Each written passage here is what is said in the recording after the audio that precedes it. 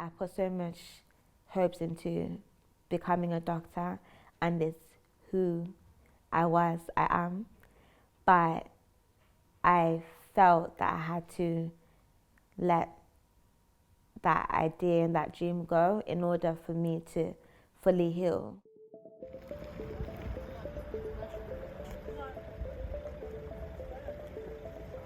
At the start of the war in Ukraine, people were queuing up at the borders to escape from the Russian attacks. As the global humanitarian chain of help stepped in to support Ukrainians fleeing their homeland, African students were blocked and sent back. The Independent was one of the first to report on the many videos that were shared online, showing black people and international students getting kicked out of queues and stopped from entering trains. This video was posted by a medical student who was trying to get to Romania a few days after the war had started. There were some civilians by the side, and we just stepped out of the car to stretch our legs, and they had guns. So they said to us, if you don't leave within the next 5 minutes, we'll shoot. There was a man who just came to our door and he knocked and he started pointing to a queue that just had Asian students, black students and Middle Eastern students. I thought, you know what, let me film this, because if anything happens, at least I'll have evidence. As I'm doing that, the man comes towards me and starts trying to lunge at me.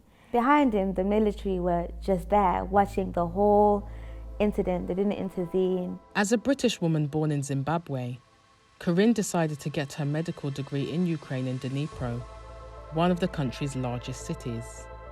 As Russia invaded the country, she was in her second year of medical school, studying to become a doctor.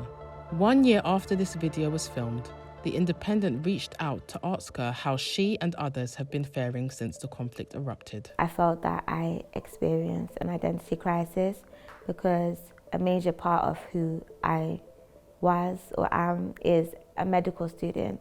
I put so much hopes into becoming a doctor, and it's who I am, but I felt that I had to let that idea and that dream go in order for me to fully heal. Korrine's life drastically changed overnight. I left my daughter. My mum sacrificed a lot in order for me to go and chase this dream. And I thought, okay, so I've let everybody down because, I've come back with nothing. That hurt a lot, but I had to tell myself that I didn't start any of this. It's not my fault.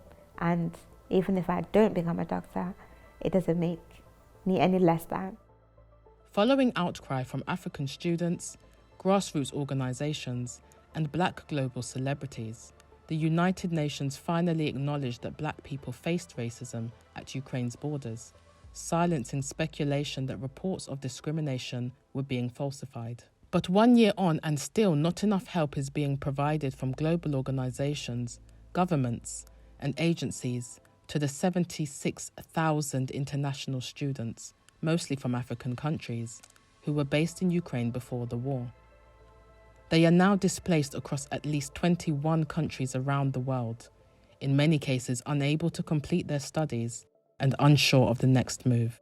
It's very, very hard, and I empathize with a lot of my colleagues who have resulted in taking their own lives, because I felt that depression where you feel, okay, so what's my life? What am I supposed to do? This crisis added to the trauma of having to flee a war and is having a huge impact on the students' mental health and overall well-being. The Independent spoke to 2 students.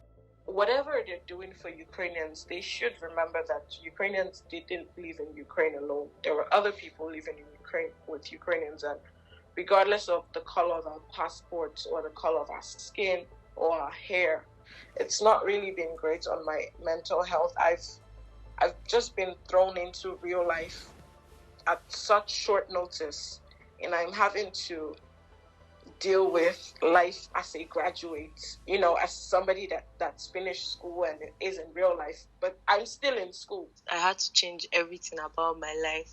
I'm out of the war zone, and it's a year but it doesn't feel like is a year to me. It still feels really, really fresh. I came back from the war and had to stay at home.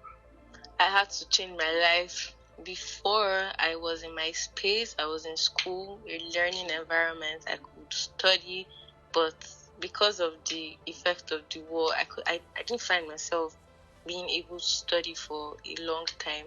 But I know it's something I had to do. So I found myself reading with emotional issues.